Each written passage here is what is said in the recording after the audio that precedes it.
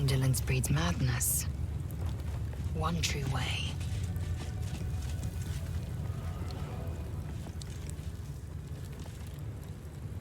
Perhaps a tadpole has already addled your brain. How Is that it? delicious. April! Stop this insufferable whining. Kachoki! We are training to fight Gake. You think they will hesitate? They won't need to if we keep killing each other for them. It's stupid. Orphe... Silence!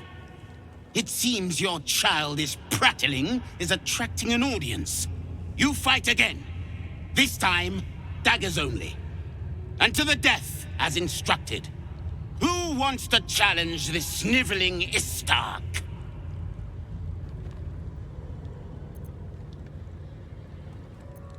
Cowards are not tolerated in our ranks, though I gather they are welcome in yours.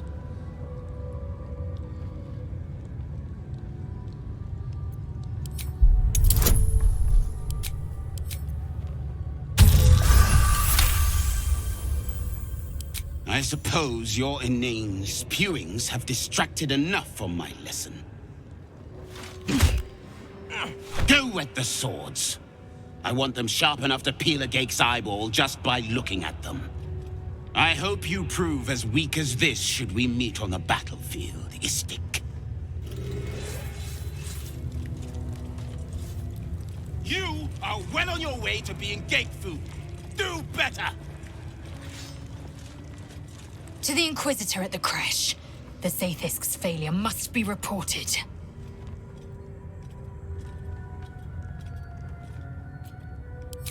Kalir's clutch held 3 dozen eggs, more or less. Though I've learned of creches that harbored 100.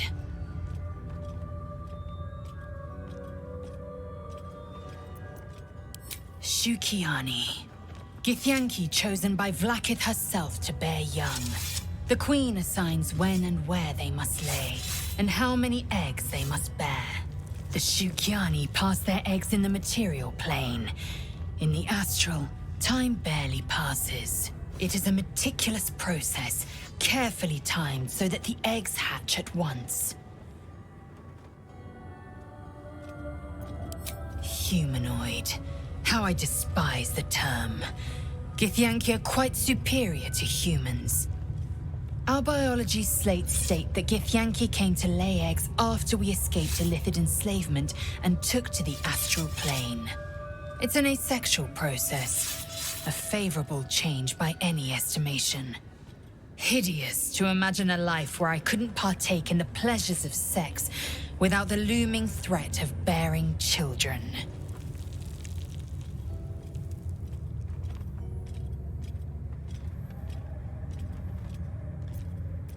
Go on, then.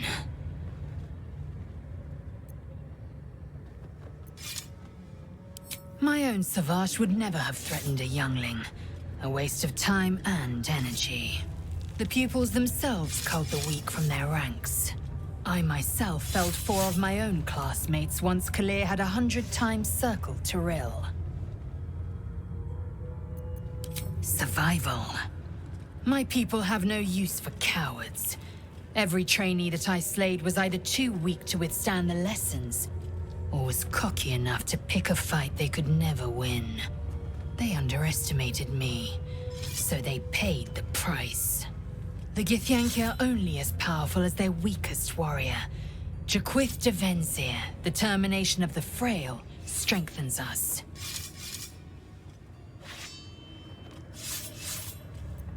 Mark my words. This power would be no blessing, but a curse. You might as well ask me to gouge out my eyes for the promise of sight, or slice off my tongue for the promise of taste. Consume all the Gate tadpoles you wish. I'm not so craven.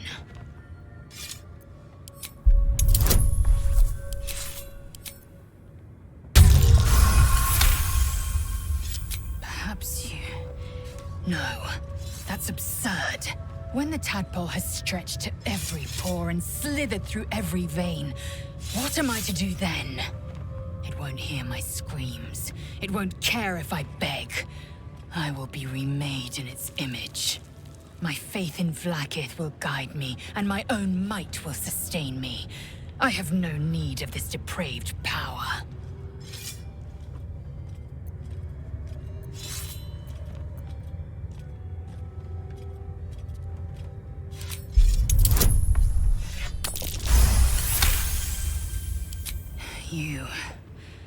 You might be right. The Githyanki have long studied Geich and used what we've learned. The Zaithisk itself was devised from such knowledge. The tadpole is perhaps not just a curse, but a weapon I can twist and mold to my advantage. Very well. I will swallow my disgust and avail myself of the parasite's powers. Something to ask. That was amazing.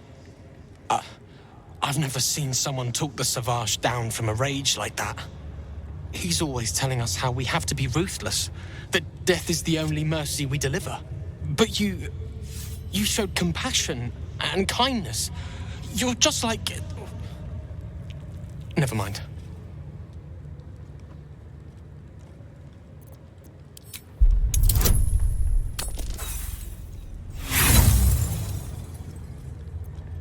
What are you... Are you trying to read my mind? You're sneaky and horrible, like all the rest of them, aren't you? Leave me alone. A gate would have smeared you across the floor by now.